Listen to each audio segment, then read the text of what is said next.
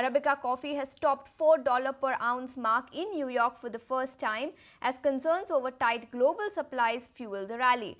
Arabica coffee futures have risen nearly 111% over the last 1 year, and after rising nearly 70% in 2024, it is up 24% in 2025 so far. Fears have grown about output in top grower Brazil after a prolonged drought, and the impact of dry El Nino weather last year may lead to longer-term coffee crop damage in South and Central America. But will the rally continue? Will the surge in coffee bean prices impact consumption? We discuss all this and more with Ramesh Raja, President of Coffee Exporters Association of India, who is now joining us. Mr. Raja, thank you so much for taking your time out and joining us here on ET Now. And Brazil, which is the world's top coffee producing country, is facing driest weather since 1981, and dry El Nino weather is also leading and impacting coffee crop damage in South and Central America. What does this mean for global coffee demand supply dynamics, and what's the outlook going forward when it comes to supply? Demand is, of course, being affected to an impact because to an extent consumers are resistant to these high prices, but at the same time, consumers still want these coffees. So we see that demand is good. Of course, supply is affected by, the fact that both Brazil and Colombia is hit by lower supply. You do see some better supply from Colombia, but overall supply position does look a little bleak. So we expect that though demand may be a little muted, the demand does not drop and supply is affected, but supply will be made available. Supply will continue to remain bleak and demand also might be muted on account of rising coffee prices. We'll talk about this in just a bit, but before that, first up about coffee prices. They've once again hit an all-time high level, and after the solid run-up of 110% that we have seen over the last 1 year or so, do you expect coffee prices to inch higher even after the run-up? No, we do not expect prices, they're already at record levels, so we do not expect them to go any higher. Because you will meet consumer resistance at these high levels. Most of the big coffee chains are already facing consumer resistance at these high levels.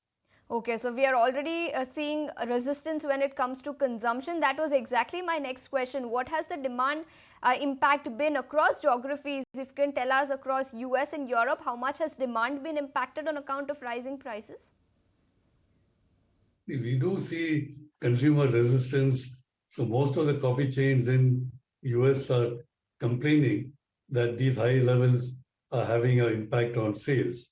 See, some artisanal coffees say that they are not being impacted, but the other big chains like say Starbucks or Domino's or any of these big consumer chains in the US are saying that they are facing consumer resistance. In India, of course, the big professional marketeers are facing resistance. But again, the smaller ones are saying that they do not feel much resistance from their consumer. But I think overall, the consumer is going to react to these high prices. Consumer is ultimately going to react to high prices. That's the word coming in. But let's also talk about exports of coffee from India. India traditionally, of course, is a tea exporter, but coffee exports from India have also surged of late, especially in 2024 and so far this year. Which countries are aiding demand for Indian coffee, if you can elaborate on this? In India, the big importers like, Germany and Italy will continue to buy Indian coffee. You will see some resistance from countries like Germany. India, of course, since we're changing from tea to coffee, we do not expect a big impact in the coffee shops and those places. But you will see some resistance in traditional markets like Tamil Nadu and Karnataka. So demand and impact is expected to be seen back home in India as well. And you did talk about impact on demand in US. which has been impacted on account of surge in coffee prices. But what about other economies, especially European countries? Has demand over there also been impacted? So we are saying that countries like Germany, where already inflation is having an impact, they are having they are complaining about these high prices.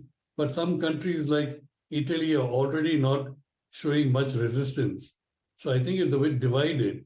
India being a market where markets like say the northern markets in India, where they are changing from tea to coffee, and the coffee shops there are not yet complained about the high prices, but the traditional consumers in Tamil Nadu and Karnataka are facing resistance. Select countries and select regions are facing resistance because of surge in prices. Mr. Raja, thank you so much for joining us and helping us understand where prices are headed and what the impact has been on demand back home as well as globally.